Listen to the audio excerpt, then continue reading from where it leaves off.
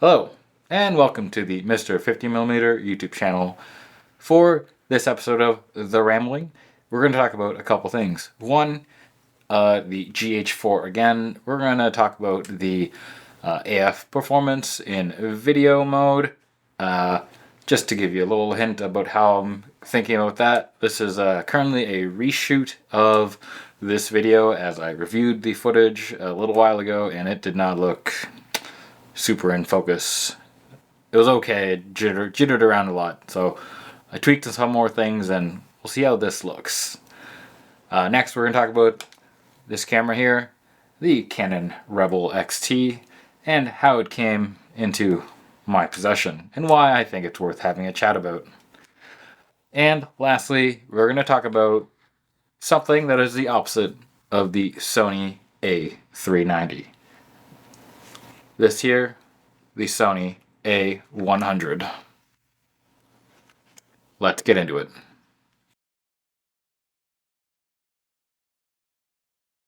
Alright, so we're back on the topic of the GH4.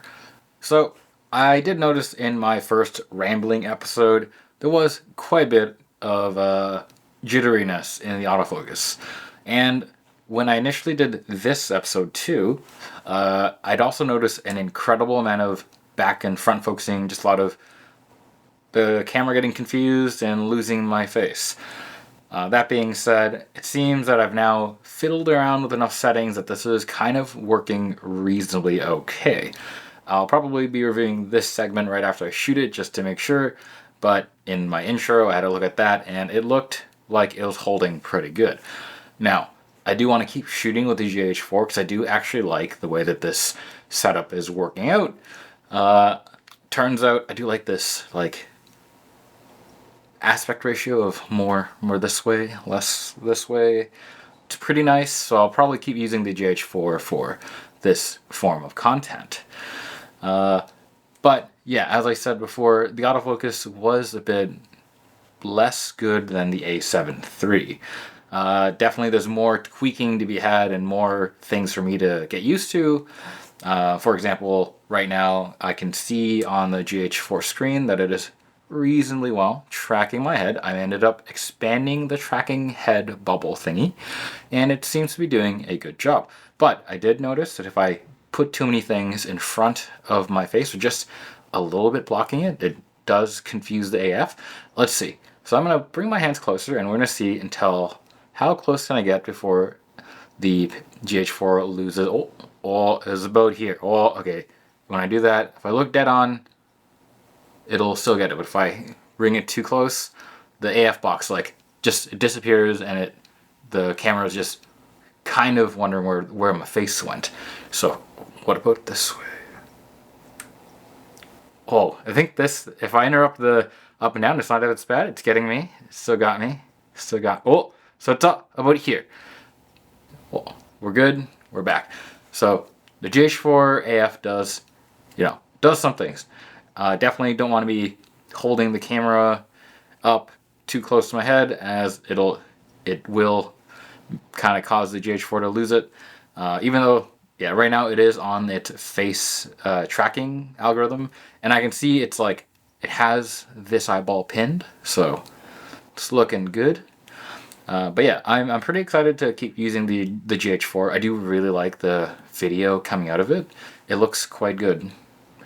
Yeah, maybe I'll have to investigate and see if I can get into the A7 III to do a similar look. But otherwise, the DCI output, I am a fan of this. Extra wideness, or more pixels that way. It's good. But yeah, that's all I had to say about the GH4.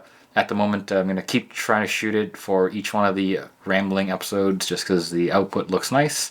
And yeah, like I said before in the prior one with the flip out screen, I do find it much easier to look in this general direction and hopefully have, a better looking video with my eyes faced more this way. Otherwise, let's get on to the next topic. Right, so the next thing I want to talk about is this camera here, the Rebel XT, or the 350D, I think. At any rate, I just noticed that recently it seems to be that, understandably or not understandably, a pretty big resurgence in CCD cameras. And as a result, a lot of older CCD cameras have kind of gone up in value.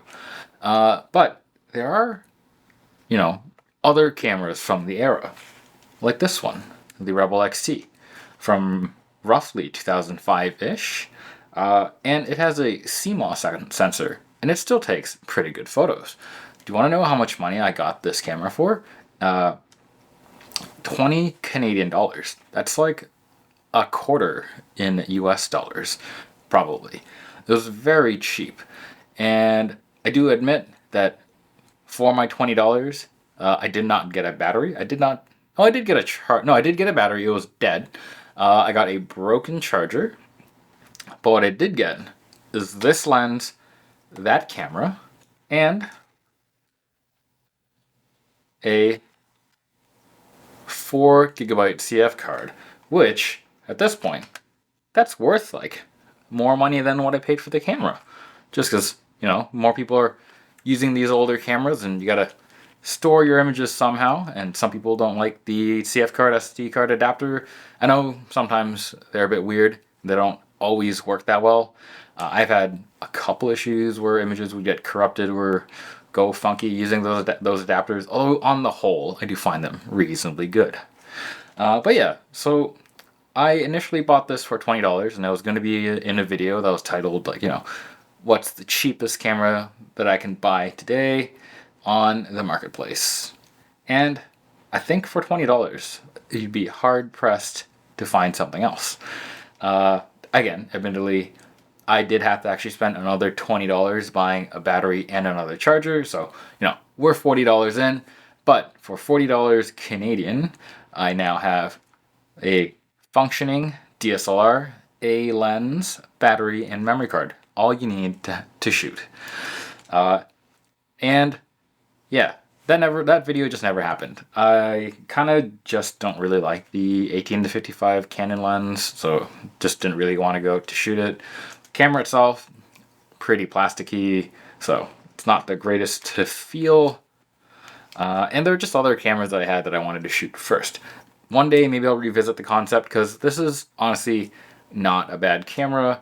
But, I might jam another lens on there. I'm probably not going to jam the 51 too, because that would kind of like a little bit take away from the cheapness of the camera kit. Maybe I'll put the one of the 50 1.8s that I got. Recently picked one of those up, the original plastic fantastic. That's the second generation 50 1.8 from Canon. The first one was a metal mount, and it was like built pretty well. Second one, all plastic everywhere, very cheap. And yeah, pick one of those up for literally $30 Canadian. Like, that's with like taxes in and all that. So, still pretty cheap combo. So I might revisit it. But, for now, just want to tell you about how I came into that. Yeah. So camera deals for a really cheap price, they still come up once in a while.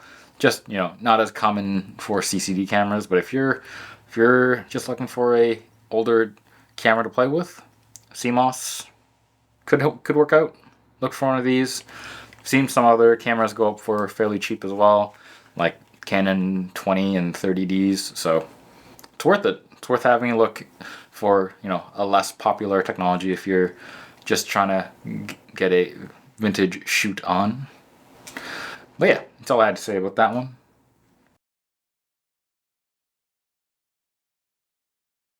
All right. So for the last topic, I'm going to talk about this. This is my Sony A100. So first, I just want to talk about how I got this. So I ended up getting this camera on the E of Base. I ended up buying it from a seller that had a like okay rating, and by that I mean it was like 96%, so generally pretty good. But that being said, I know for eBay I do tend to like when I'm shopping looking for sellers that are close to near perfect, because even some larger like mid 90 numbers seem pretty good until, you know, some of them, they've just had so many transactions that even at 96%, you got hundreds of negative reviews. And this was the case with this one. So I rolled the dice on this A100. And part of the reason why I did that was just because it was so cheap all in. So altogether, I paid roughly, like, I think 75 Canadian dollars shipped to Canada Land from not Canada Land. And that included a kit lens, not this one. This is a 100mm macro. It included, you know, the camera, obviously, but it didn't include a battery or a charger. But it was stated as a functioning camera. So I was quite excited because I liked the A100. It was a good camera. And, you know, there'll be a full review of this camera coming down the line. But in general, the A100 is the camera that Sony made shortly after they became best friends with Minolta and Konica Minolta. And this camera shows because it has a lot of DNA from the Konica Minolta 7 and 5D. And that's a good thing because that camera, or those cameras, were built very well. So it's very comfortable. It has a pretty reasonable number of buttons, and it's fairly well laid out for, you know, optimal user experience, unlike the A390 that I talked about in the first episode, which was not so good. So I was quite excited to get this camera. But I did realize that when I did buy it, for this particular seller, they didn't super go into depth about how they described their cameras. So for this particular one, it just said working condition, that's it. And, you know, they uploaded photos so you could have a look. So, yeah, when I got the camera, I popped in one of the batteries. It takes a fairly standard pack from Sony, the FM500. These are super common. They're used in a lot of, like, lights nowadays, so they still made. They're very cheap. I had like 6 of these flying around. So I just popped one of those in, camera fired right up. But I did notice a problem with the way that the camera was described. Just described as working, that's it. I took a couple photos and noticed that the focus was consistently off. I kind of got a bit angry because, you know, working, it is. Taking a photo, totally. Focusing, not so much. So I noticed that it was back focusing. No, sorry. Yes, it was back focusing a lot. So initially, I thought it was just the lens that I had on there. So I swapped out and put my 100mm macro on, and then I zoomed in on my keyboard. I have one of the glowy RBG types. So, you know, reasonably easy for the focusing system to shoot. And I noticed that if I had aimed at the letter D, the letter E would be in perfect focus. So it's kind of a lot of shift on a macro lens. I was fairly close, so I was like, oh, that's not good. And I was about to open up a, you know, eBay claim, maybe like, hey, this is like working, kind of, yes, but aspects of it are not great.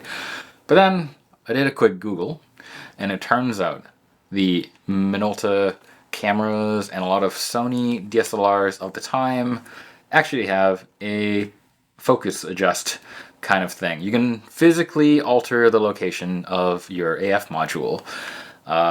It's not supposed to be like a user accessible thing. The information's like in a repair manual, but it's not super hard to do.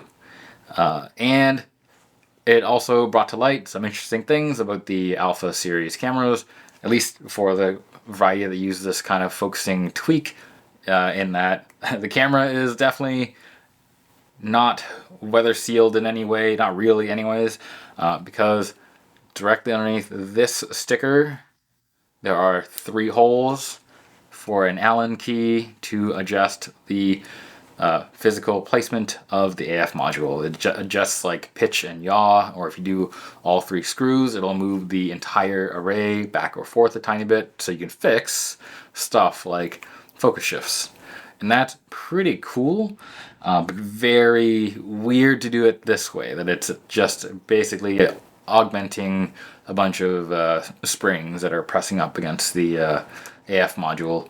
Honestly, it's a little bit weird. If you're familiar with 3D printers at all, it's kind of like tuning the bed leveling on an older 3D printer. So it was weird. Not super difficult, but kind of annoying, and definitely like, yeah, if you like punctured any of this sticker there, you definitely have no sealing on the camera and things could get in. On the A100, I noticed that at least the sticker that they use is fairly thick, and I'm probably not going to be able to, randomly jam a hole in it. But I noticed on my A390, the sticker was very thin, and if you like rubbed it or put it on concrete and maybe given a slide, if you're just clumsy or whatever, could have easily like punctured the sticker and made a hole where your AF tuning bits are, which is not great. But there you have it. If you do have one of these older Alpha cameras and you notice it back or front focusing, you could go grab a tiny Allen key set and give it a tune. That being said, I did find on this particular one, the 3 screws were lightly epoxied down, so I did have to like chip away at some epoxy till I could clear enough away from the screws I could turn them. So yeah, there's that to consider.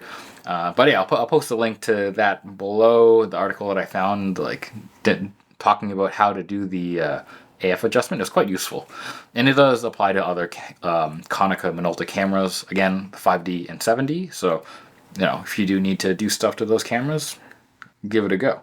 But otherwise, once I did that, the camera is now functioning very well, and you can expect to see a fuller review on the A100.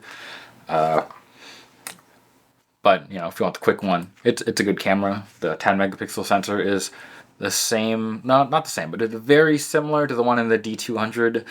I believe this one reads out the information a little bit slower, where the D200 has like 4 channels. This has 2. So this camera shoots slower, but otherwise, most everything else is very similar. So I expect good things. And looking at some of the raw files that I got earlier on, they should be quite solid. And again, just like with when I mentioned the A390, the Minolta glass that you can find nowadays is very cheap, and most of it tends to be very good. So it's worth exploring if you're into exploring dead camera systems. But yeah, so it was overall an interesting experience getting the A1. I may or may not buy more cameras from the seller, because they had just tons of random stuff. It was the same seller where I bought the Parts Olympus E1, and they always seem to be getting a bunch of random stuff. Like I noticed a little while ago, they had like Canon 1 series focusing screens. I bought one of those too from there, and they're supposed to be new in box. So that should work when I get it. I'll be trying out some stuff. But yeah, it's always interesting sometimes what you find in the eBays and what you get from some of these sellers. But yeah, that's all I had. Yeah, be ready for a big A100 review. Otherwise, how did you find episode 2? Do you have any questions about the Rebel, or how I'm currently enjoying the GH4, or any questions about the A100? If you do, feel free to leave a comment below, or below, not thumbs down, but below.